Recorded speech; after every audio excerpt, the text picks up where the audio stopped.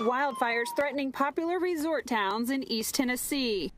Being more than 200 miles away, the Rutledge family had to rely on the media for updates on the fire and their home away from home. Well, the first that we heard of it was my parents called and told us we need to get on the internet and watch the local Knoxville. So we pretty much knew at that point in time that it was either burning, in the process of burning, or had already burned. So it's kind of a feeling of helplessness because there's nothing you can do. While they were blessed with being safe from the fire, neighbors and friends they had created a strong bond with were not as lucky. We had the place for a good number of years, and you get to know people. We got to know the people across the street. They were neighbors. They were full-time occupants of that property across the street. But they just barely got out. The lady got out with the pajamas on her back. And the other car that is still in their driveway is a burned-out Hulk.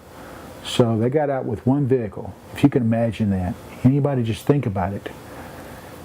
You got to grab your keys and run for your lives. That's how it was. Now that all of the fires have been extinguished, relief centers in East Tennessee have been set up by volunteers from across the country to help the victims. I got involved here at the Boyd's Bears Donation Center about 3 to 4 weeks ago. I decided to come up here with a friend of mine who's a teacher in Oak Ridge, and we decided to volunteer for a few hours. We brought our children, and we had a lot of fun, and it was completely crazy and just hectic, but we loved it. And so my son and I have come back several times, and then I've continued to come back about 3 times a week now, just to help them out here. The Relief Center in Pigeon Forge provides food, clothes, and other basic necessities to help with the recovery. But some of the things destroyed by the fire hold sentimental value that will be gone forever.